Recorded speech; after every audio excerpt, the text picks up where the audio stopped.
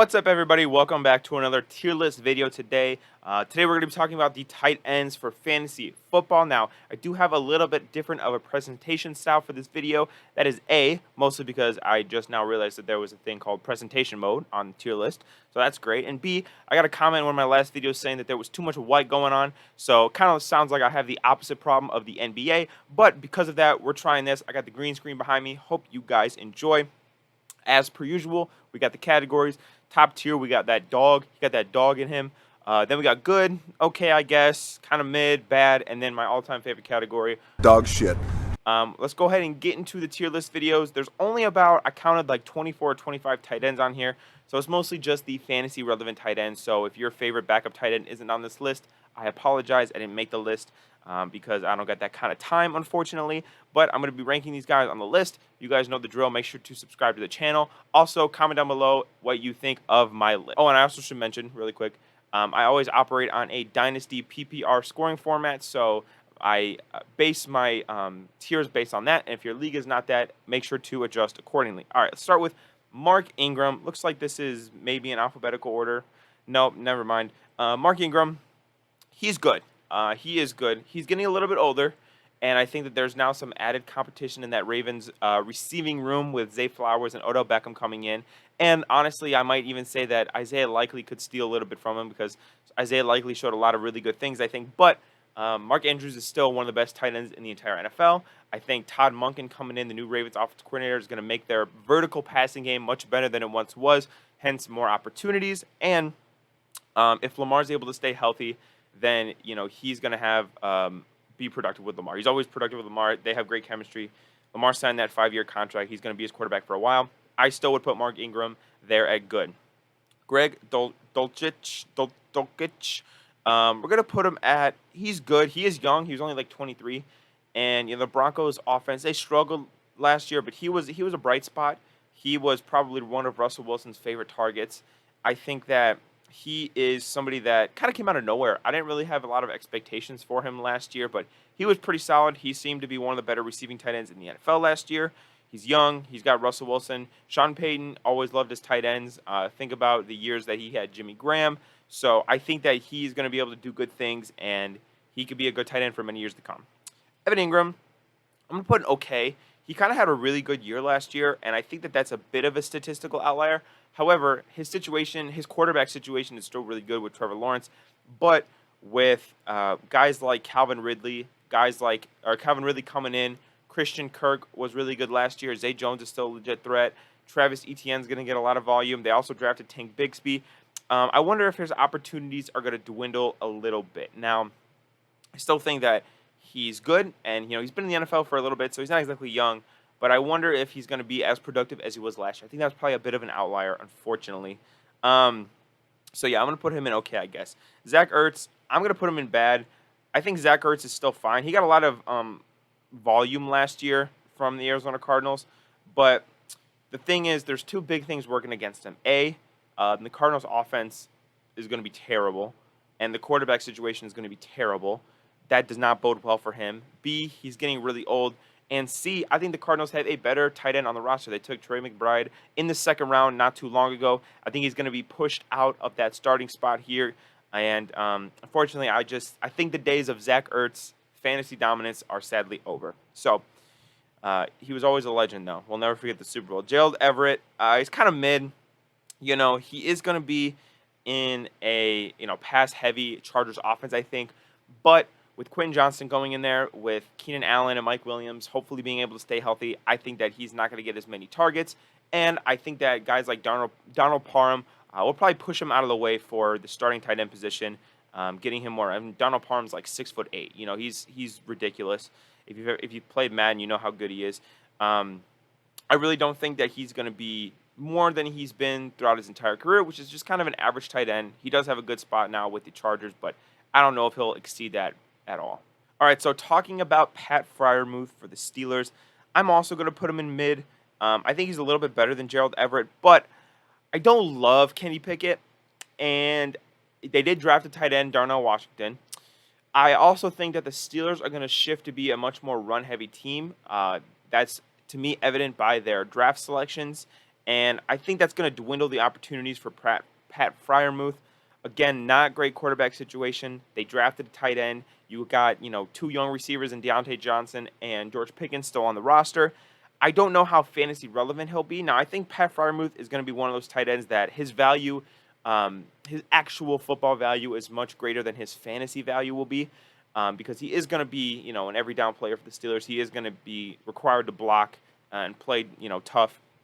So I think he's going to be a good tight end. I just don't know how good he'll be for fantasy, unfortunately, right?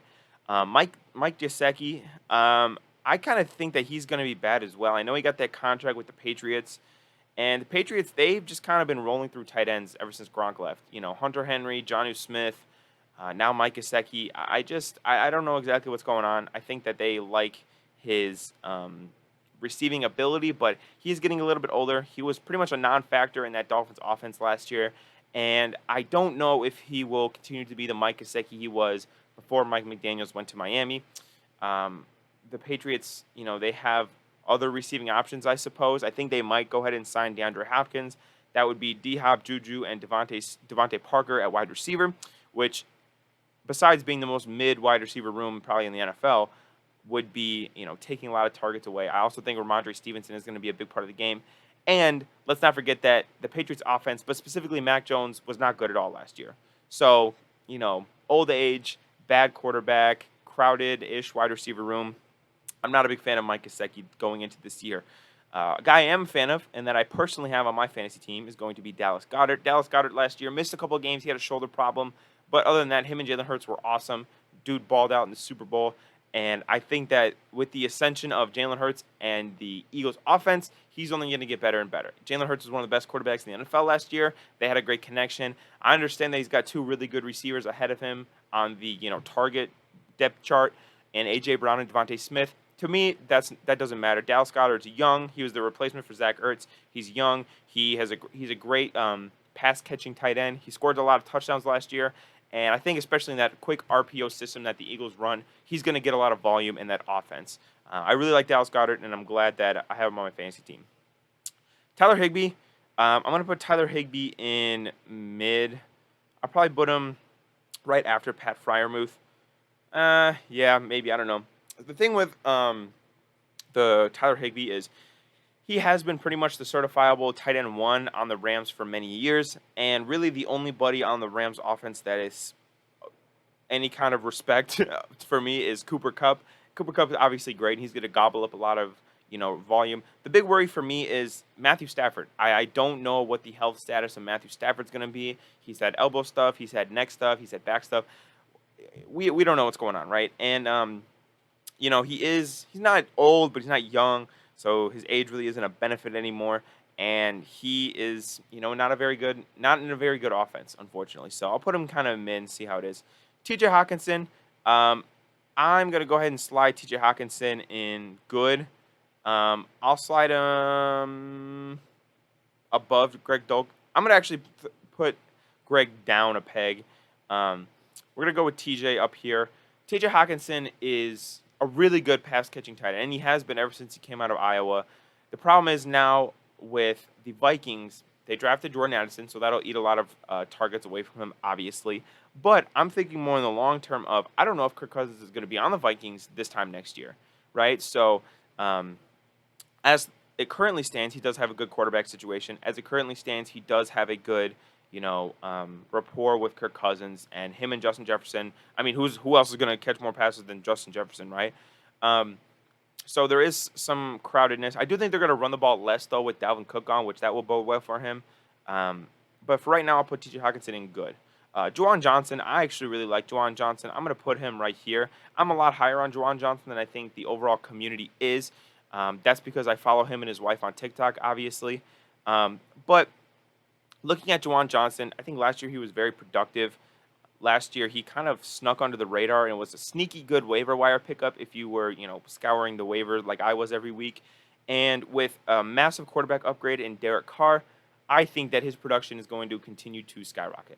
He caught a lot of touchdowns last year, very productive. So I think that he's good. He's relatively young as well. So I like Juwan Johnson to be a pretty good tight end this year. Travis Kelce, I mean, do I need to say anything else? The only thing against him is his age. He is 33, 34 something. He's old. He's an old man, but it doesn't matter because it's Travis Kelce. He's got the best quarterback in the NFL, who he's best buddies with. They're out there, beating Klay Thompson and Steph Curry in golf tournaments. Um, Travis Kelce is arguably the greatest tight end in the NFL history, not just in the current day NFL. So there's really nothing else to say. George Kittle, I'm putting George Kittle right here, and you guys might have some issues with that. George Kittle, to me, is probably not going to be as productive as he was last year. Last year was kind of a statistical outlier in terms of his touchdowns, and not to mention the 49ers have question mark at quarterback. Is it Brock Purdy? Is it Trey Lance? Is it Sam Darnold? Right now, it's leaning towards Brock Purdy, but even within Brock Purdy, there's a lot of questions, right? He started, just under half a season last year. There's not a big sample size. How's that elbow going to hold up when he gets hit? Who knows? And then adding to that, the 49ers also have Christian McCaffrey, Deebo Samuel, Elijah Mitchell, Brandon Ayuk. They've got other guys to feed. And an aging tight end, to me, is not the most threatening thing in the world for George Kittle. He's still good. I'm actually going to throw him behind T.J. Hockenson. He's still good. He's not bad by any means, but I do think his production will take a little bit of decline. I'm going to be real. I don't have my glasses on. I can't see who this guy is. My guess is Dalton Kincaid. I'm not totally sure. So we'll go ahead and pencil that in for a second. I'll come back to it. Cole Kmet right here for the Bears. I'm going to put him in front of Evan Ingram, but behind Greg Dulcich. I can't speak. I can't speak, guys. Cole Kmet last year actually had a pretty good year with the Bears. The Bears were kind of waiting for him to get going. He had a rough start to the year last year, but he did seem to kind of get some chemistry going with Justin Fields. Now, the Bears did add Chase Claypool at the end of last year. They added DJ Moore in the offseason. They drafted Tyler Scott. They also drafted a running back and a lot of stuff like that. I think their offense will improve. I think that he is going to be – they also added, Robert Tonyan to the tight end room specifically. I think his numbers will be pretty similar to what they were last year. I think the Bears' offense as a whole is going to improve, but I think the ball is going to be more spread out to guys like DJ Moore, Chase Claypool, Darnell Mooney, Robert Tonyan, who to me is more of a receiving tight end. Cole Kmet, he's young and he's going to have some decent stats, but I wouldn't expect anything crazy from Cole Kmet and the Bears' offense. Again, that's even assuming that the Bears' offense does take that big leap that a lot of people like myself think they will. Let's actually go right here. Let's start with Dalton Kincaid. And let's go with Dawson Knox. All right, Dalton Kincaid, I'm putting in good. I'm putting him ahead of Hockenson. I'm putting him ahead of George Kittle. Dalton Kincaid, to me, is the best receiving tight end in the draft, going to a team like Buffalo, who has one of the best quarterbacks in the entire NFL. It's typically a very good recipe for success. He played in Utah in that cold weather. Now he's going to play in Buffalo, so he's used to the cold weather. He's young. I think he's going to be an instant impact player for the Buffalo Bills. Probably the only rookie tight end that I would be confident in starting this year in my lineup, and I think that this guy has a chance to really be something special in the league. Now, his battering mate, or his, I guess, soon-to-be battering mate, Dawson Knox, not too thrilled about anymore, unfortunately. Dawson Knox has been pushed down the depth chart, tight end number 2. That's pretty much a death sentence. He has been decently productive with the Bills and Josh Allen, but I think they needed to draft a tight end for the reason. A lot of times teams know more about a player than the general public will ever do. So if a team drafts a tight end in the first round when they already had a guy like Dawson Knox, to me that's a big red flag. I think he's going to get pushed down. I don't think he's going to get as many opportunities. And I think what he would have done would go to Dalton Kincaid. Let's go to Sam Laporta. To me, at this current moment, right, he's going to be that T.J. Hockenson replacement. And I think he's going to insert himself and immediately be the starting tight end in Detroit. At Iowa, he had bad quarterback play, but he was still very productive. I'm going to put him in okay. I'm going to put him ahead of Evan Ingram, again, because of that age. But I don't necessarily know what he's going to do. I wonder how much Ben Johnson wants to use their tight ends in the passing game. Because there was a reason that they traded for they traded T.J. Hockenson last year. They clearly saw him as expendable, and maybe they saw the draft as an opportunity to get a guy for younger and cheaper. I don't necessarily know what they're thinking. I do know that Jared Goff has liked to throw to his tight ends throughout the years, but we'll have to see how Sam Laporta goes. But for right now, I'll put him in okay. Michael Mayer, for right now, man, I got to put him all the way down here because unfortunately, handsomeness does not equal production. And if it did, Jimmy Garoppolo would probably be a Hall of Famer right now. Speaking of that, that's his quarterback right now. And I think that Jimmy Garoppolo is not a good quarterback. However, I do think he does throw to his tight ends pretty often. I will point out. But he's going into a situation with really bad quarterback play and a really bad head coach, and that is not normally a recipe for success for any kind of pass catcher. Additionally, the Raiders have three wide receivers ahead of him. Devontae Adams, obviously, Hunter Renfrow if healthy, and they just signed Jacoby Myers to a 3-year deal. So he's kind of buried on the depth chart. Unfortunately, he's got suboptimal quarterback play, suboptimal head coaching, and unless I see something different, at Notre Dame, I saw him as more of a complete tight end than Dalton Kincaid in terms of like blocking and doing the other thing, like the nitty gritty shit, right? Not so much pass catching, so I'll put him in mid for right now. Next, we got David Njoku from the Browns. This is a very interesting one. I've always thought of David Njoku as a really good tight end, but it just hasn't clicked yet for me. I'm going to put him in okay, I guess, at the top because I think he could have something special with Deshaun Watson. I don't think the receiving room is great. So I think he could be a main target for Deshaun Watson. However, I just don't know, man. Like I've really liked him ever since he came out of Miami. But to me, there's always just been he hasn't fulfilled what I thought he was going to be. So we'll put him in okay, I guess, and see what he does. Next, we got Chiggy. I love Chiggy. I think that he's being a little overhyped, though. I'm going to be real with you. Bad situation right now in Tennessee. Bad situation. I'll put him at the top of mid, just because he's young and he does have potential.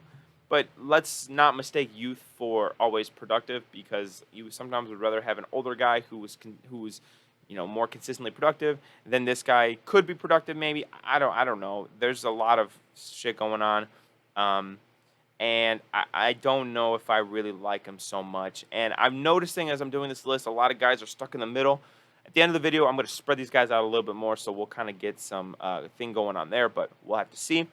Kyle Pitts is right above Travis Kelce. The only reason he's above Travis Kelce is not because of his production, it's because of his potential and his age. If you guys remember, he was like the greatest tight end prospect coming out of the draft for the Falcons.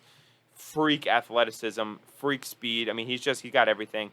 Doesn't have a great quarterback situation, unfortunately, with Desmond Ridder, but I don't know if that'll hinder him so much. I think they're going to try to get him the ball more in the game plan. So we'll have to see how that goes. Dalton Schultz is pretty good. He's got C.J. Stroud, who I think is going to be a young guy. Young quarterbacks oftentimes throw to their tight ends. They're like the security blankets. So I think he'll get a decent amount of production in Houston. Irv Smith, I'll probably put him above Pat Freiermuth, maybe. High-flying Bengals offense, good quarterback, but to be fair, I don't know if he's that same guy. Clearly, a couple of T.J. Hawkinson is why the Vikings traded for him, but we'll have to see. And then Darren Waller, to me, is also kind of at the top of mid right here. So let me go ahead and adjust the list. I'll move these guys down to dog shit.